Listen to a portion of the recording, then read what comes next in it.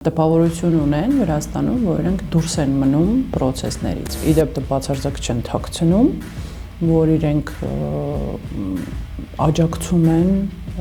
գործող իշխանություններին եւ սպառնում են, որ եթե այս իշխանությունները չվերընտրվեն, այ դուք ձեր հալը կտեսնեք։ Ինչա ակնկալում Ադրբեջանը դրան փոխարեն շատ բարձ վերջերս Մյունխենում եւս մեկ անգամ մի քանի անգամ շեշտելով Ալիևը ձևակերպեց։ Այսինքն սա այն է, ինչի համար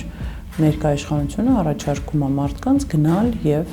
ձայն տալ ընտրությունների ժամանակ։ Իրանք ունեն այդ իրենց